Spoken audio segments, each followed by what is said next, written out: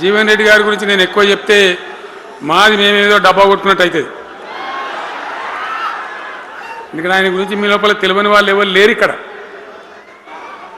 40-45 సంవత్సరాల నుంచి మేము స్నేహితులం, చాలా దగ్గర మిత్రులం. వారు చెప్పిన వారి ఉపన్యాసంలో భిన్న రాజకీయ సిద్ధాంతాల వల్ల విడివిడిగా పనిచేసినాం, కానీ మా స్నేహితంలో ఎప్పుడు లోపం లేదు. చాలా చాలా బాధలు, మంచి చెడ్డ సుఖాలన్నీ కలిసి పంచుకునే వాళ్ళం, అభిప్రాయాలు కూడా కలిసి పంచుకునే వాళ్ళం. బాబు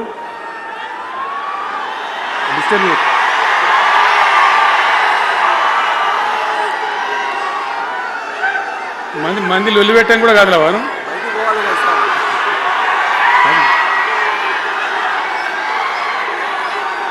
చాలా కలిసి పనిచేసినాం.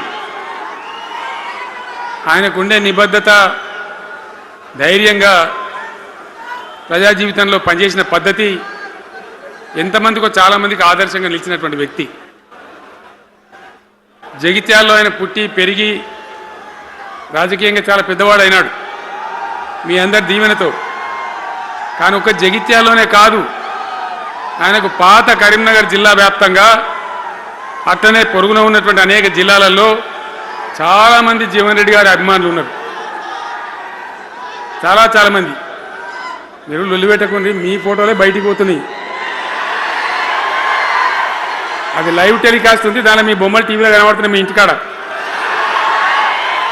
లొల్లి పెట్టకండి. ఇక సెట్ అయిందా?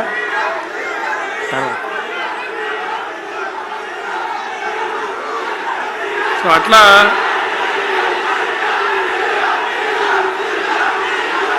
ప్లీజ్ ప్లీజ్ ప్లీజ్ ప్లీజ్ చాలా విషయాలలో ఆయన ఎంతో మందికి ఆదర్శంగా నిలిచినాడు, పనిచేసినాడు. ఈ ప్రాంతం గురించి తన ప్రాణం పెట్టి పనిచేసినాడు. ఆయన మంత్రిగా ఉన్నా, ఇంకో హోదాలో ఉన్నా, ఎమ్మెల్యేగా ఉన్నా, ప్రతిపక్షంలో ఉన్నా తన ఏరియా అభివృద్ధిని ఏనాడు కూడా ఆయన విస్మరించలేదు. లేకపోతే అన్ని పర్యాయాలు మీరు ఎందుకు గెలిపించారు, ఎందుకంత గుండెల్లో పెట్టుకున్నారు? నేను ముఖ్యమంత్రి అయినా వారు ప్రజాప్రతినిధిగా కరీంనగర్లో జరిగినటువంటి సభకు వచ్చింది.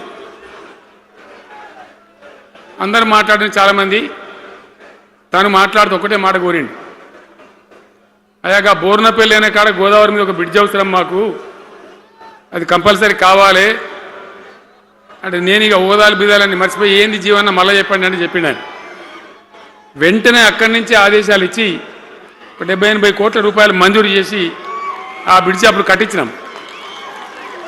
తన యొక్క నియోజకవర్గం పట్ల, తన ఏరియా పట్ల, తన పరిసర ప్రాంతాల ప్రజల పట్ల ఆయన కనపరిచిన ప్రేమ అదంతా కూడా చాలా అద్భుతం. అందుకే ఆయనకు అంత మంచి పేరు కూడా ఉంది. అది నాకంటే మీకందరికి బాగా తెలుసు. ఈ మధ్య వీళ్ళందరూ తయారైంది కదా, ఎవరు అంటే అంటే సర్వేలు చేసి ఇస్తారు. జీవన్ రెడ్డి గారు బీఆర్ఎస్లో చేరితే ఎట్లా ఉంటుంది ఏం కథ అని ఒక 2-3 వచ్చి సర్వేలు చేసింది.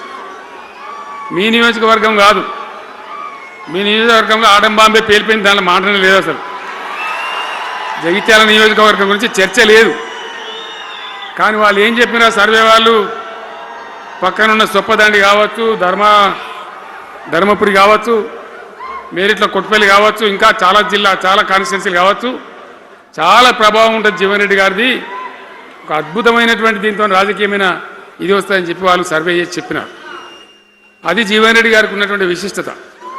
ఒక నియోజకవర్గానికో 10 మందికో కాకుండా తనకు ఏ హోదా లభించినా, ఏ హోదాలో పనిచేసినా చాలా బ్రహ్మాండంగా ఆయన ఇక్కడ ప్రాంతం కోసం తపన పడ్డాడు. ఒక ఉదాహరణ మీకు కనపడుతుంది. పేరు ప్రతిష్ట లేని వ్యక్తులు గ్రాడ్యుయేట్స్ కాన్స్టిట్యున్సీలో ఎమ్మెల్సీగా నిలబడితే గెలవరు.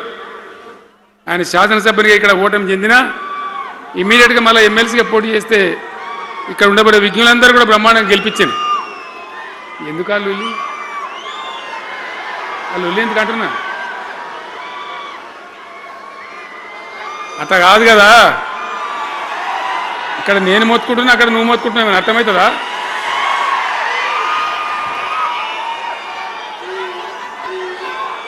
ఏయ్ ఆగవా ఆగవా బాబు ఆగవాడు వెనక ఊరేటాడు మనోడేనా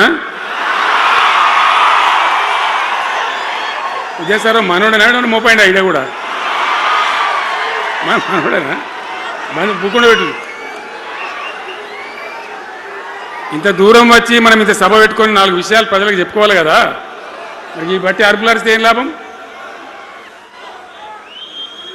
సో అట్లా జీవన్ రెడ్డి గారు తన రాజకీయ ప్రస్థానాన్ని ఒక సమితి ప్రెసిడెంట్గా ప్రారంభించి ప్రజా సమస్యల మీద పోరాటం చేసి సివిల్ లిబర్టీస్లో కూడా అడ్వకేట్గా నాడు ఎంతోమందికి పౌర హక్కుల సంఘానికి కూడా మద్దతు ఇచ్చి అచ్చమైన నికార్సైనటువంటి ప్రజా కార్యకర్త నిరూపించుకొని అంచెలంచెలుగా ఎదిగి ఇంతకుముందే ఆయన చెప్పినట్టుగా అనేకమైనటువంటి పదవులు ఆయన చూసినాడు.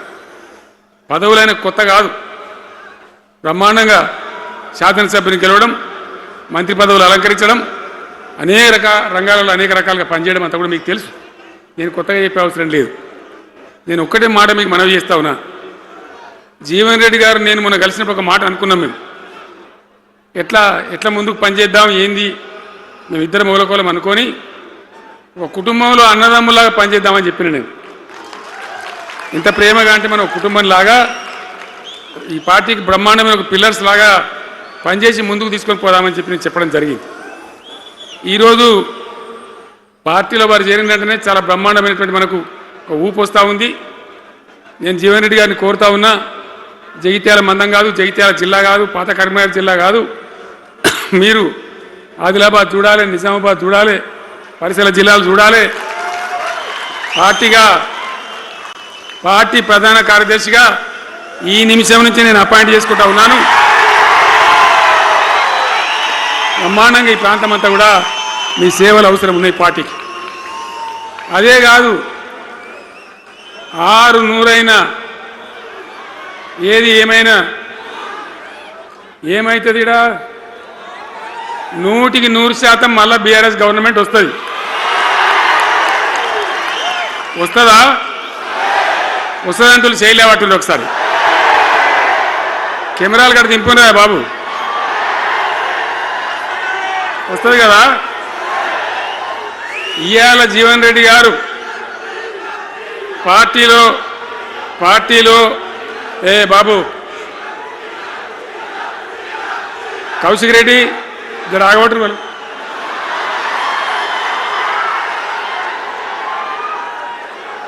పార్టీలో పనిచేసి పార్టీ కోసం సేవ చేయడమే కాదు, రేపు భవిష్యత్తులో బీఆర్ఎస్ గవర్నమెంట్ ఏర్పడిన తర్వాత కూడా బ్రహ్మాండమైన పదవిలో ఆయన అద్భుతమైన సేవలు మీ జిల్లా మొత్తానికి అందించబోతాడు.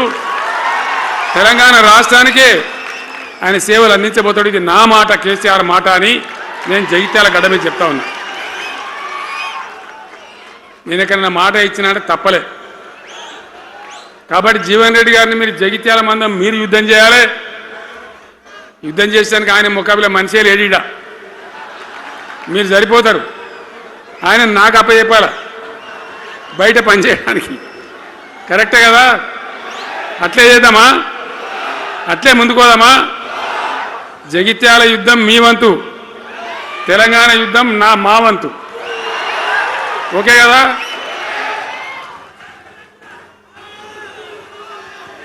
ఇప్పుడు ఏమైతుంది, ఏం కావాలి?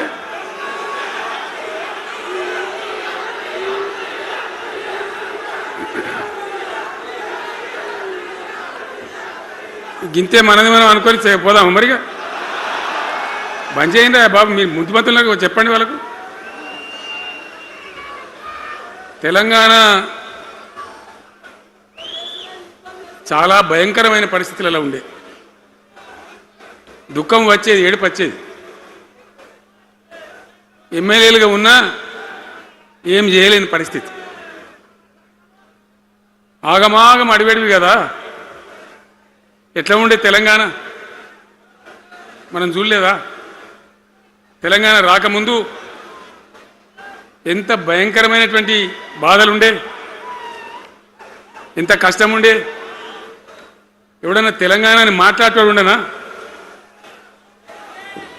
అసెంబ్లీలో అక్కడిక్కడ కాదు, అసెంబ్లీలో కూడా ఒక ఆయన పాపం ప్రణయ్ భాస్కర్ అని వరంగల్ ఎమ్మెల్యే ఉండే, ఏదో విషయంలో ఆయన మాట్లాడబోతే, తెలంగాణ అని మాట్లాడబోతే, తెలంగాణ గిలంగాణ జాంతానే మాట్లాడదా, ఏది అసెంబ్లీలో తెలంగాణ అనద్దు అని నిషేధం. అంత భయంకరమైన వివక్ష, అంత భయంకరమైన దాడి, మన భాష మీద దాడి, మన బతుకు మీద దాడి, మన నీళ్ళ మీద దాడి, మన ఉద్యోగాల మీద, మన వనరుల మీద, మన ఆస్తుల మీద మొత్తం దోపిడీ చేయడం తప్ప ఇక్కడి ప్రజలను బికారీలాగా వదిలిపెట్టినారు. రైతాంగం ఆగమాగం అయిపోయి చెట్టుకోలు గుట్టకోలు అయిపోయింది. ఇంత ఎస్ఆర్ఎస్పి కాలువ ఉన్నటువంటి మెట్టిపల్లి, జగిత్యాల, సొప్పదండి ఇట్లాంటి ప్రాంతాల నుంచి కూడా దుబాయ్కి, బొంబాయికి వలసలు. పాలమూరు జిల్లా అయితే భయంకరమైన వలసలు. ఎంతకు పోయింది తెలంగాణ అంటే, కొన్ని పార్టీలు సరే వాళ్ళు చేసింది మంచిదా చెడ్డదా పక్కకు పెడితే దుఃఖం వచ్చేది, బాధ కలిగేది, ఆవేశం రగిలేది. మహబూబ్ నగర్ జిల్లాలో 100కి 90 మంది యువకులు వలస. బతకానంటే బతకపోవాలి, ఆడ బతుకు లేదు. ఉన్న ముసలోళ్ళకు ముడిగోళ్ళకి ఇంత డబ్బులు వాళ్ళు పంపిస్తే కంట్రోల్ బియ్యం కొనుక్కొని తిని బతకాలి. అందులో కొంతమందికి అందకపోతే కొన్ని పార్టీల వాళ్ళు మేమేదో గొప్పతనం చేసినామన్నట్టు గంజి కేంద్రాలు పెట్టేది. గంజి కేంద్రాలు గుండెలు రగిలి, నా తెలంగాణ గంజి కేంద్రాలు అంటే ఎవడో గంజి పోతే బతకాలన్నట్టు అంత అధ్వాన స్థితికి తెలంగాణ దిగజార్చిండ్రు. అది కాంగ్రెస్ ప్రభుత్వం కావచ్చు, టీడీపీ ప్రభుత్వం కావచ్చు. తీయటి పుల్లటి మాటలు ఎప్పుడు తప్ప కసుకే నీళ్ళు తెచ్చియలే, మంచినీళ్ళు ఇయ్యలే, కడుపు నిండా కరెంట్ ఇయ్యలే, ఏది లేదు. అంత పట్టిదే గ్యాస్. మాట్లాడు, చెప్పుడు, మోసం చేసి పోవుడు. మనం గొర్రెల్లాగా మన దగ్గర అడిగే నాయకులు లేడు, నిలదీసేవాళ్ళు లేడు, అందరు కట్టుబానిసలు అయిపోయారు. ఆ పరిస్థితులలో మూనిగే నక్క మీద తాటికాయ పడ్డట్టు ఆనాడున్న ముఖ్యమంత్రి చంద్రబాబు నాయుడు కరెంటు ఛార్జీలు పెంచాడు, భయంకరంగా పెంచాడు. తెల్లారి నేను ఒక ఉత్తరం రాసిన, నీ కరెంటు ఛార్జీల పెంపుదల వాపసు తీసుకో, లేకపోతే ఈ సమైక్య రాష్ట్రంలో మాకు న్యాయం జరగదని నేను ఉద్యమానికి పోవాల్సి వస్తుంది, తెలంగాణ కోసం కొట్లాడాల్సి వస్తుందని చెప్పి రాష్ట్రం. ఆయన తీసుకోలే. కొంతమంది రైతులు పాపం పోరాటానికి వచ్చింది. మీరు కొత్త వాళ్ళు చూడకపోవచ్చు కానీ చాలా పాత వాళ్ళకి తెలుసు. పోరాటానికి హైదరాబాద్కి వస్తే నిరసన తెలపడానికి పట్టపగలు 11:30 గంటలకు బషీర్ బాగులో ఇష్టం ఉన్నట్టు విచ్చలవిడి కాల్పులు జరిపి చంపేస్తే 3 రైతులు అక్కడికక్కడనే ప్రాణాలకి చచ్చిపోయారు. ఆ తర్వాత నిర్ణయం తీసుకున్నవిగా ఇక లాభం లేదు, ఎదురు తిరిగితే కూడా మీరు కాల్చి చంపుతున్నారు, జెండా ఎత్తడం ఒకటే తప్ప మార్గం లేదని చెప్పి ఆనాడు నేను తెలంగాణ ఉద్యమానికి శ్రీకారం చుట్టాను. ఎంబడ ఎవడు వచ్చినా సరే రాకున్నా సరే ప్రజలున్నారు, యువకులున్నారు, చూసుకుందాం దేకలేం అని చెప్పి బయలుదేరితే ఎక్కిరిచుడు, ఏ వీడు పక్క పేదవాడు కేసీఆర్ గారు ఎవడో బొడి చేసి చంపేస్తాం అని ఒకడు మాట్లాడు, ఇది మగల పుట్టింది పుబ్బల పోతుంది ఇంకోడు మాట్లాడు, యాడికెళ్ళైతే హైదరాబాద్ తెలంగాణ వీడు దుకాణం పెట్టినది ఇంకోడు అనడు, నానా రకాలుగా అవమానపరిచేటువంటి మాటలు మాట్లాడు. కానీ మొక్కవం ధైర్యంతో, చిత్తశుద్ధితో బయలుదేరి పోరాటం చేస్తాం. ప్రజలు జమైతా పోయిను. మీ అందరికి తెలుసు, ఇదే జగిత్యాలకు నేను ఎన్నోసార్లు వచ్చిన, కోరుట్లకు ఎన్నోసార్లు వచ్చిన, చొప్పదండికి ఎన్నోసార్లు వచ్చినా తిరగని ఊరే లేదు, తిరగని మండలాలు లేవు.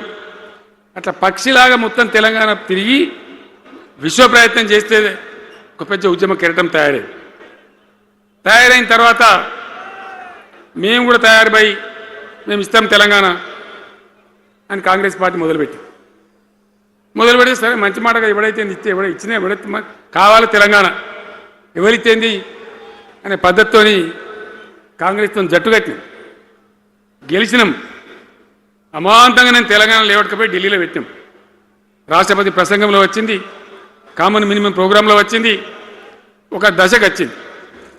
కానీ తర్వాత కాంగ్రెస్ పార్టీ కూడా వెనుకకు పోయి ఎగబెట్టే ప్రయత్నం చేసింది.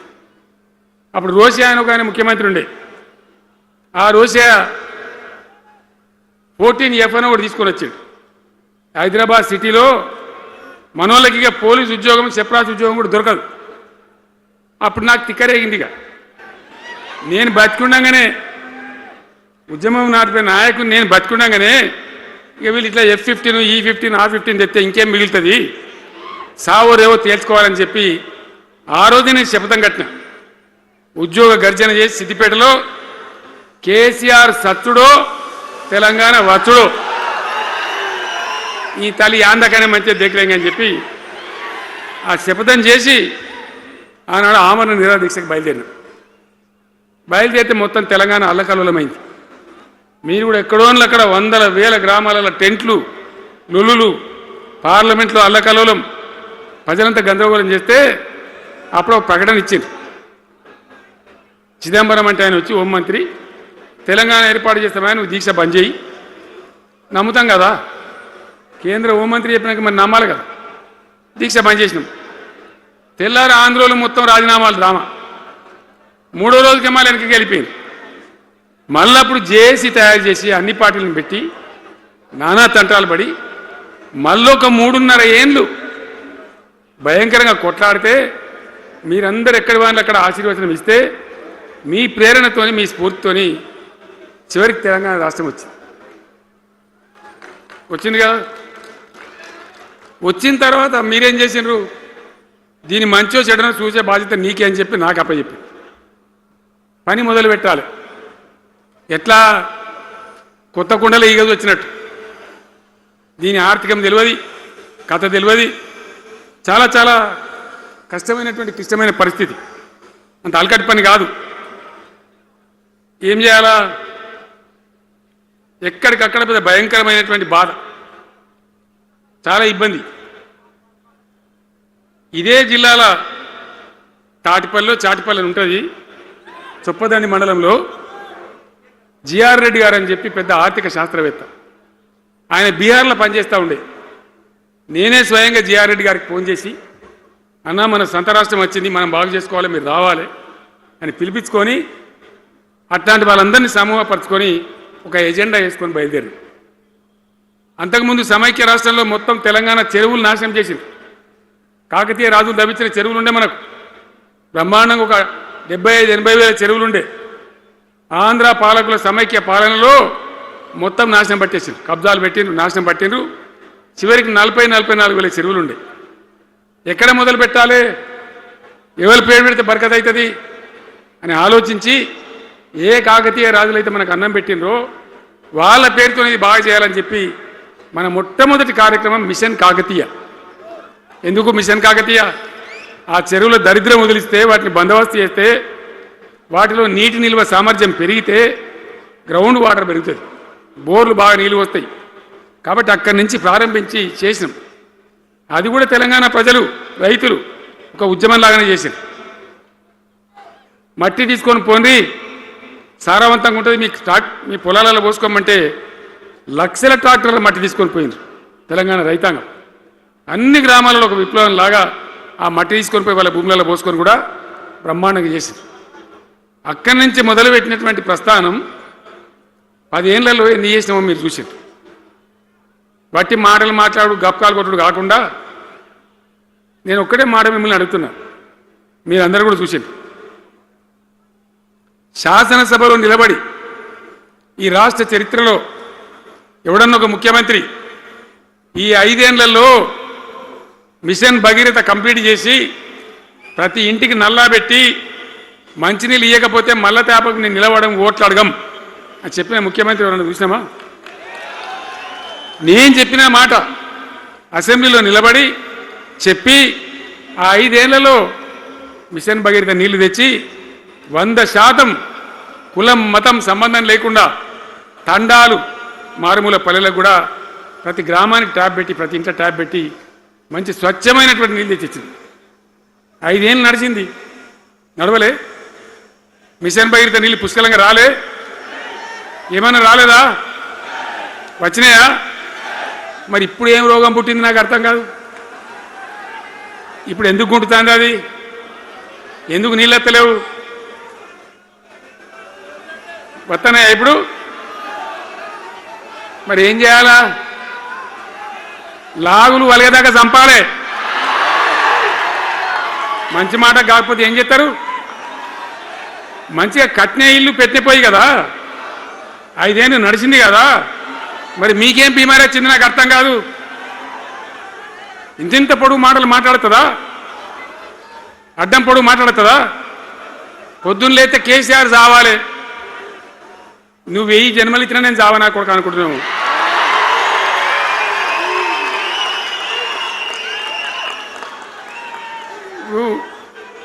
ఉట్టి మీద దాచిపెట్టిరు, మన ఇళ్ళలో దాతారు కదా, ఏది ఉట్టి ఉట్టి అని ఉంటుంది. ఇప్పుడు మీకు తెలుసో లేదో కానీ ఇప్పుడు ఈ మధ్యలో ఫ్రిడ్జ్లు మోపోయిన మునుపు ఉట్టి అనేది ఉంటుండే.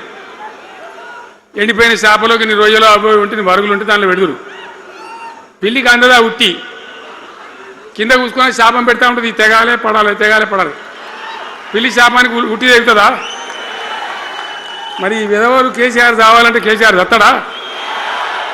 మీ దీవెన మీ ఆశీర్వచనం ఉంటే జీవన్ రెడ్డి గారు అన్నాడు, నాకు 75 ఏళ్ళు వచ్చినాయి జీవనా, నేను చెప్తున్నా నాకు కూడా 72 వచ్చినాయి. నీ వెనకనే నేను కూడా లైన్లోనే ఉన్నా. నేను ఒక్కటే మాట చెప్తున్నా, ఇక మా దేశభక్తి శ్రీనివాస్ ఏమో నాకు ఇంత పెద్ద కట్ట రాసి ఇచ్చాడు, నువ్వు మాట్లాడాలి ఇవన్నీ అవన్నీ కాదు. ఇక్కడ దరిద్రం పోయేదాకా ఇక్కడ టాప్ టు బాటం అన్ని వర్గాల ప్రజలు ఇది మా తెలంగాణ, మేము గర్వంగా బతుకుతాం, సంతోషంగా బతుకుతాం, అన్ని వర్గాల ప్రజలు తలెత్తుకొని వచ్చేదాకా మనం సేవ చేయాల్సిందే, చివరి శ్వాస దాకా కూడా చేయాల్సిందే, తప్పనే తప్పదు. బ్రహ్మాండంగా ముందుకు తీసుకొని పోవాలి. మీరు కూడా నాకు 75 వచ్చిందే కాదు, ఇవాళ మీరు 50-25 ఏళ్ళు తగ్గిపోయింది మీ వయసు. అంత యువకునిలాగా అంత ఉత్సాహంగా ముందుకు దూసుకొని పోదాం. తెలంగాణ ఎంత మంచి దాని సంగతి చూద్దాం. ఇక ఇప్పుడు అన్నీ ఒక పొదరిల్లాగా చేసినాం. కరెంటు చక్కగా ఉండేనా కేసీఆర్ రాకముందు? కరెంటు ఉండేనా? కేసీఆర్ ఉన్న రోజులు మంచిగా ఉండేనా? మరి మళ్ళీ ఇప్పుడు ఏం రోగం వచ్చే, ఏం బీమారి వచ్చే? కరెంటు కాకెత్తుకొని పోయిందా? ఆనాడు 7000 మెగావాట్లుంటే ఒక ఏడాది లోపల మంచిగా చేసి 24 గంటల కరెంట్ ఇచ్చినాం, ఒక క్షణం కూడా పోకుండా. ఎప్పుడైనా రిపేర్ అవుతుంది తప్ప, టెక్నికల్ ప్రాబ్లం అవుతుంది తప్ప పోకపోతుండే, అంత మంచి పవర్ సప్లై చేసినాం. దాని తర్వాత యాదాద్రి భద్రాద్రి ఇంకా చాలా కొత్త సబ్స్టేషన్లు నిర్మాణం చేసినాం, జనరేటింగ్ స్టేషన్లు పెట్టినాం, 20,000 మెగావాట్లకు తీసుకొని పోయినాం.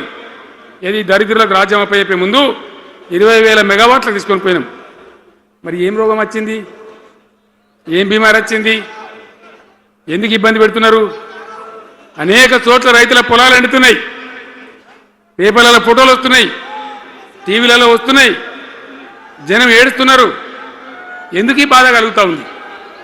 ఇది ఆషామాషి వ్యవహారం కాదు, ఇది జీవన్మరణ సమస్య, మన బతుకు తెరువు సమస్య. ఓట్లు వేసేటప్పుడు నేను సిల్కలకు చెప్పినట్టు చెప్పిన, ఉల్టా పల్టా ఎటుపడతాడు వేయకుండా దెబ్బతింటారని చెప్పిన. నా మాట ఇన్నోడు ఇనలే. ఇప్పుడు ఏమైంది, ఏం జరుగుతుంది? ఆ రోజు నేను చెప్పిన, వీళ్ళు కనుక గెలిస్తే ఈ దుర్మార్గులు, వీళ్ళ గుండె లోపల తడి లేదు, వీళ్ళు రైతు బంధుకు రామ్ రామ్, దళిత బంధుకు జై భీమ్. అయిందా? అట్లే పక్క ముచ్చట. ఇక ఇవాళ ఇప్పుడు జీవన్ రెడ్డి గారు చెప్పిండు, కాంగ్రెస్ వాళ్ళు సభ పెట్టినాడు, కాటారంలో బుడరంలో పెట్టినాడు, ఆడ పైసలు ఎత్తారట. ఇది ఒక్కతే ఆపకేసే రైతు బంధు నెలకోకి ఇస్తా, ఎకరానికా అంటే 2 నెలలకు ఒక ఎకరానికి అంతేనా? 6,000 వేసినాం, మా అంతా సిపాయిలని బొచ్చగొట్టుకుంటారు. ఆనాడు ఎట్లా పడేది రైతు బంధు? 10 రోజుల గ్యాప్లో మొత్తం రైతులకు వచ్చేసింది. టంగ్ మన సెల్ ఫోన్ మోగుతుండే, మంచిగా టింగున పోయి బ్యాంకుకి వెళ్ళి తెచ్చుకుంటుండే. ఎక్కడ పోయి మరి? ఏం మాట్లాడిండ్రు? ఉరుకుని బ్యాంకులో పోయి 2 లక్షలు 3 లక్షలు లోన్ తెచ్చుకొని తెల్లారే ఆనాడే సంతకం పెడతాం, లోన్లన్నీ మాఫీ. అయినాయా? ఇట్లా అడ్డగోలు నోటికొచ్చిన మాటలు చెప్పి ఇష్టం వచ్చిన కథలు చెప్పి అర్రాసు పాడబడినట్ట. కేసీఆర్ 10,000 ఇస్తాడా, మేము 15 ఇస్తాం. పింఛన్లు 2,000 ఇస్తాడా, మేము 4,000 ఇస్తాం. వికలాంగులకు 4,000 ఇస్తాడా, మేము 6,000 ఇస్తాం అనే వరకల్లా మన వాళ్ళు మోసపోయారు.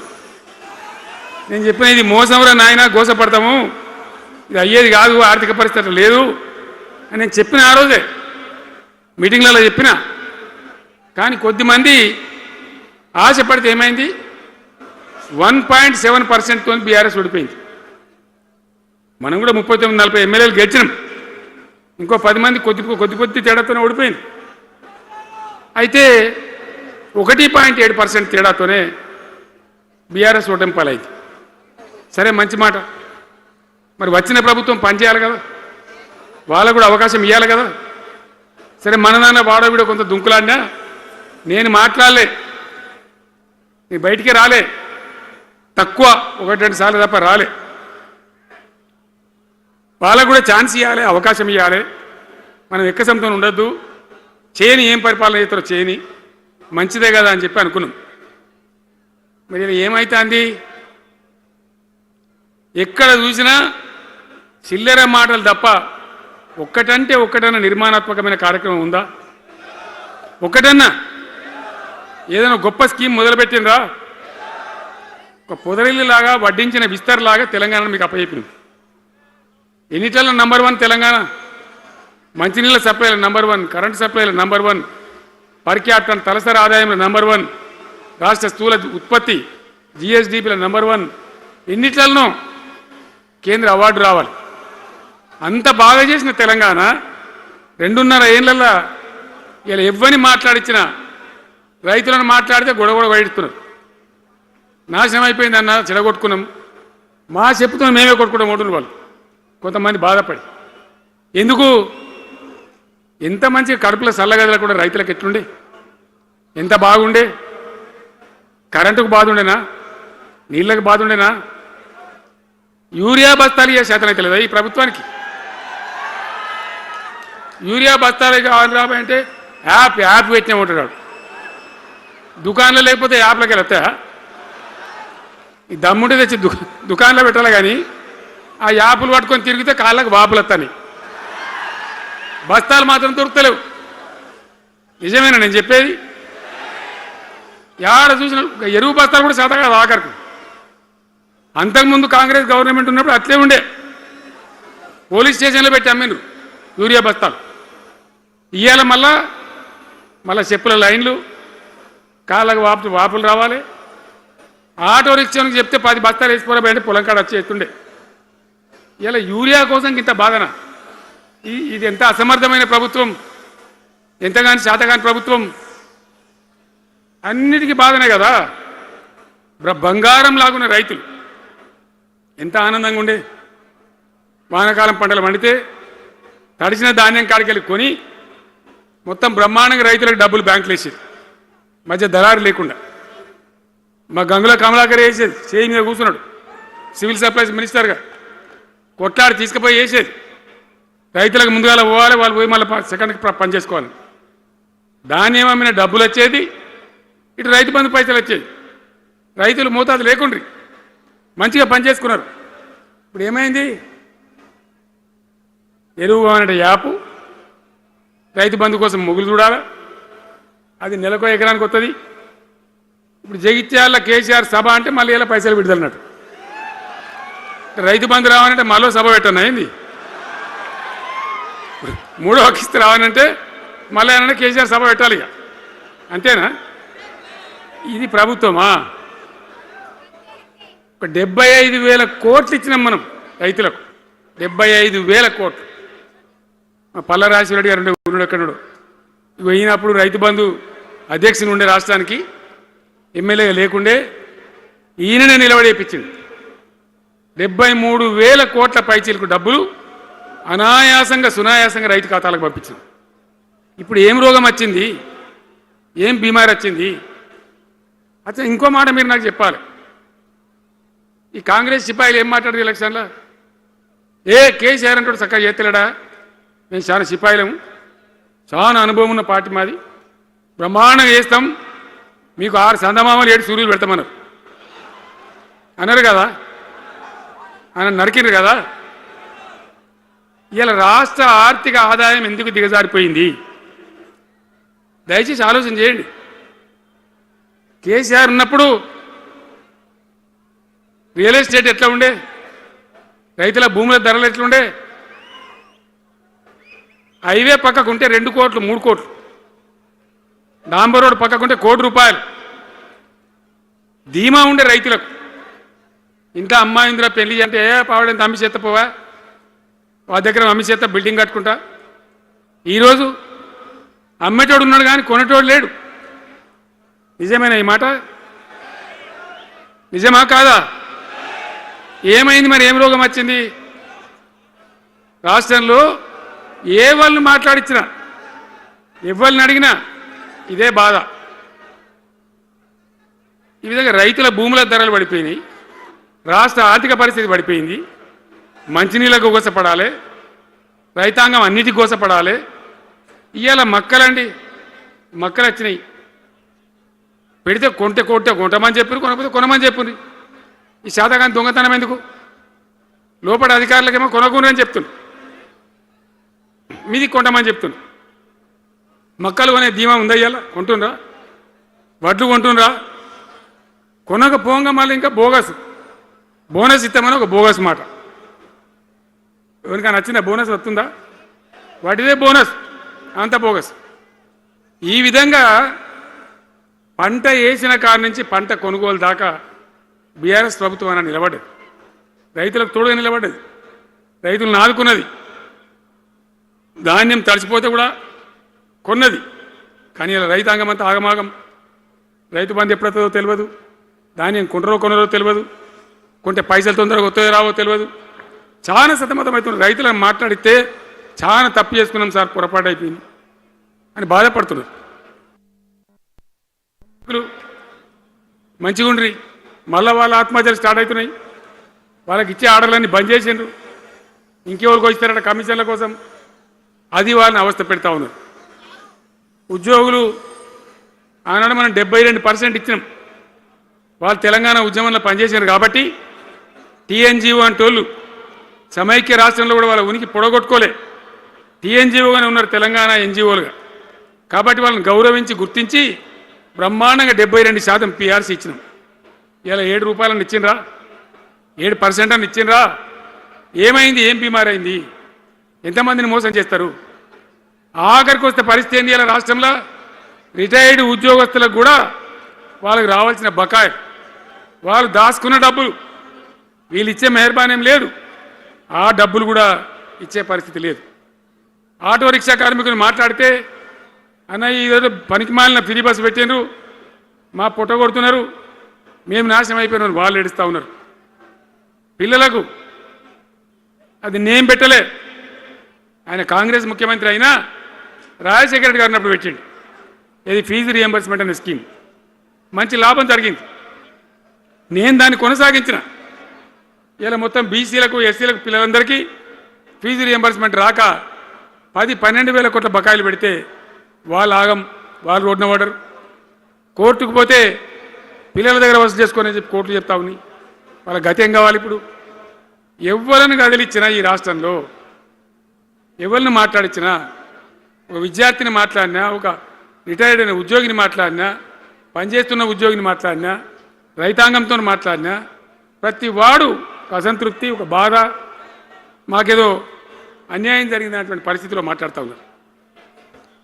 పిల్లల పాపం చదువుకునే వాళ్ళు ఉంటే వాళ్ళకి విదేశాల్లో సీట్లు వస్తే 20 లక్షల రూపాయలు ఇచ్చాం.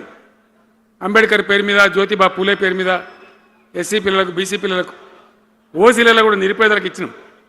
ఇలా దాన్ని బంద్ పెట్టినారు, వాళ్ళు ఆగమైపోతూ ఉన్నారు. అన్నీ కూడా సర్వనాశనం చేస్తూ ఉన్నారు.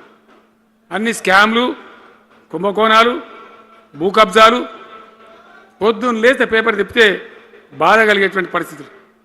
సో ఈ రకంగా సింగరేణి, అద్భుతంగా ఉన్న సింగరేణి నాశనం చేసి ఇలా బొగ్గుల స్కామ్, సివిల్ సప్లైస్ల స్కామ్, మొత్తం అని కూడా స్కామ్లు దోపిడీ తప్ప ప్రజలకు పనిచేసే పరిస్థితి లేదు. మరి ఏం జరగాల? కాంగ్రెస్ వాళ్ళు చెప్పిన మాటలు వింటే ఈ మాటలు కోడలు దాటినట్టు ఇష్టం ఉన్నట్టు చెప్పారు. చివరికి ఏందిరా ఇప్పుడు 2.5 ఏళ్ళు గడిచిపోయింది. మరి ఏంది కథ? కాకికి పెడదామంటే కంకెడి లేవు, పిట్టకి పెడదామంటే పిడికెడి లేవు. వటియే ముచ్చట్లు వటియే మాటలు తప్ప ఎక్కడ ఏం జరిగింది లేదు. ఏ డిపార్ట్మెంట్లో కానీ ఏ రంగంలో కానీ ఒక ఇరిగేషన్లనా, ఒక కరెంట్లనా, ఇంకో దానిలనా, ఒక అర్బన్ డెవలప్మెంటా, రూరల్ డెవలప్మెంటా ఏమైనా జరిగిందా? ఆనాడు మన పల్లెలు బాగు చేసుకోవాలని చెప్పి దేశంలోనే ఎక్కడ లేని విధంగా పల్లె ప్రగతి కార్యక్రమాలు చేసినాం. ప్రతి ఊరికి అన్నేళ్ళ తెలుగుదేశం కాంగ్రెస్ గవర్నమెంట్లు ఉంటే చచ్చిపోతే ఏడగాలేసుకోవడం జాగా కూడా చూపించలే.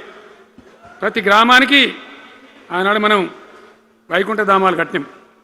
ప్రతి గ్రామంలో క్రీడా ప్రాంగణాలు కట్టినాం. ప్రతి గ్రామంలో నర్సరీలు పెట్టినాం. ప్రతి గ్రామంలో పల్లె ప్రకృతి వనాలు పెట్టినాం.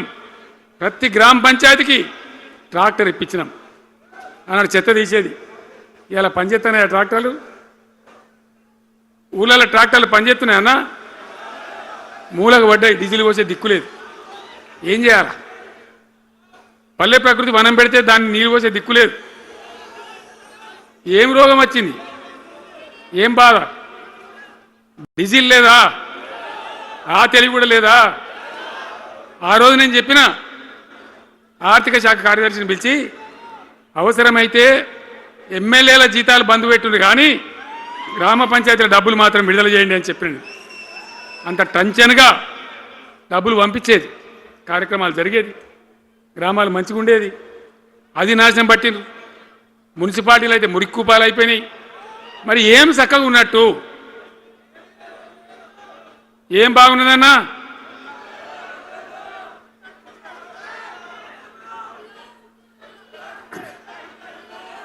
అందుకే జీవన్ రెడ్డి గారు లాంటి సీనియర్ నాయకుడు, అనుభవం ఉన్న వ్యక్తి నోటికెళ్ళి ఏం మాట వచ్చింది?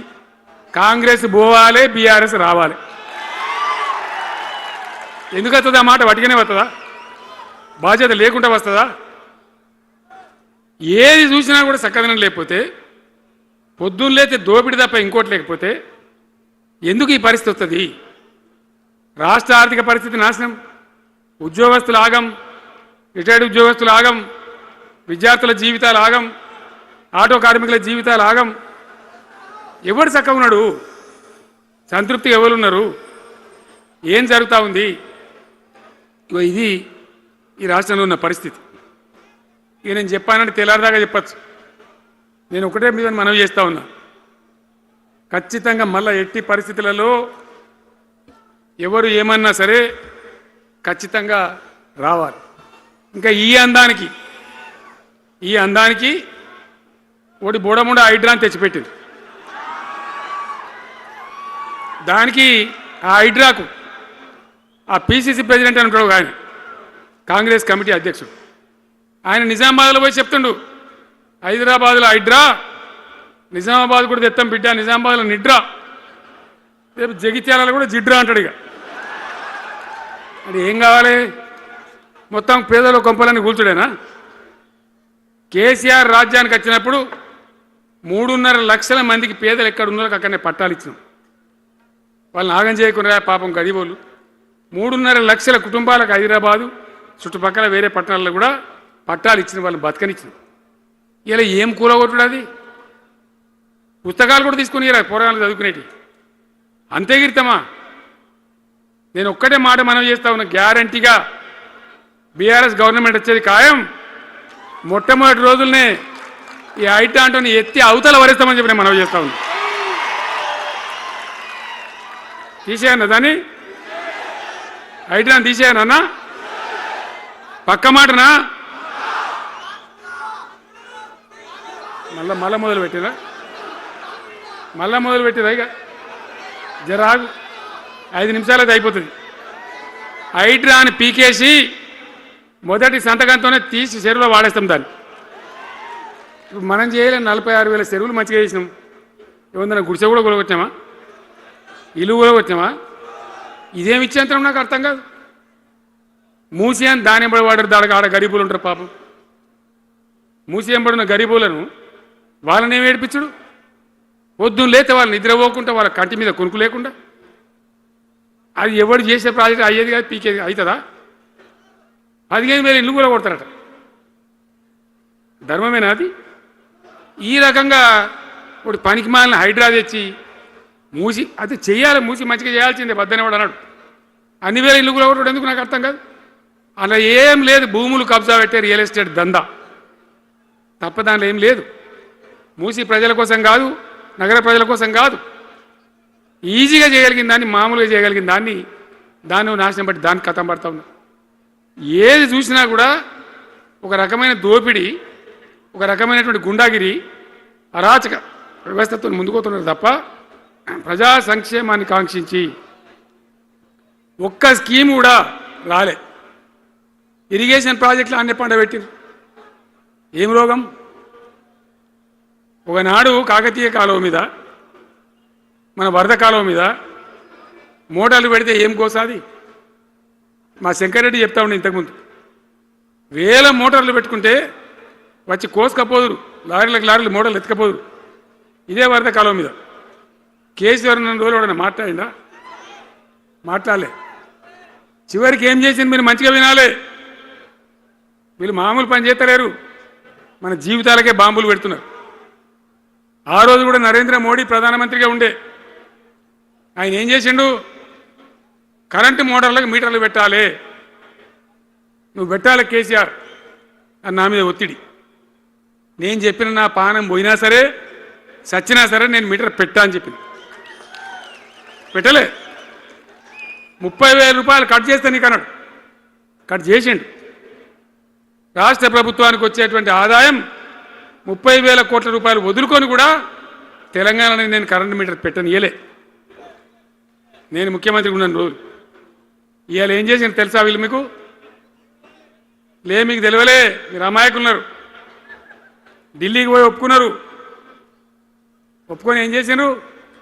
అయ్యా బాంచని మీటర్లు పెడతాము, మాకు ఆ పైసలు ఇయ్యండి, కేసీఆర్ వద్దన్నారు కదా మేము తీసుకుంటాం అని ఆ డబ్బు తీసుకొని వీళ్ళే ఈ గవర్నమెంట్ పోయి సంతకం పెట్టింది.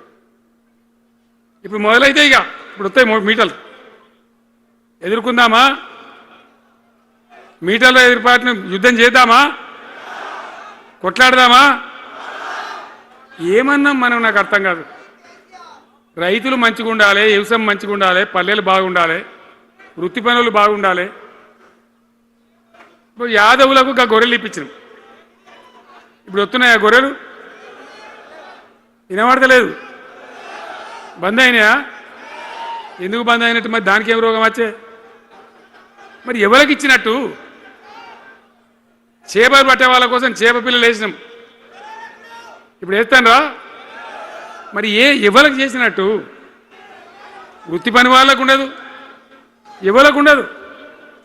బీడీ కార్మికులు ఉన్నారు, నాకెవ్వరు దరఖాస్తు ఇయ్యలే, ఇవాళ అడగలే.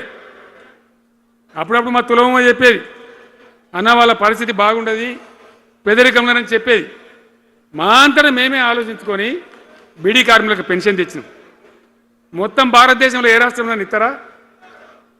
వాళ్ళకి పెన్షన్లు పెంచుతామని ఎగబెట్టినరా? వాళ్ళకు కాదు, ఎన్ని ఆశలు.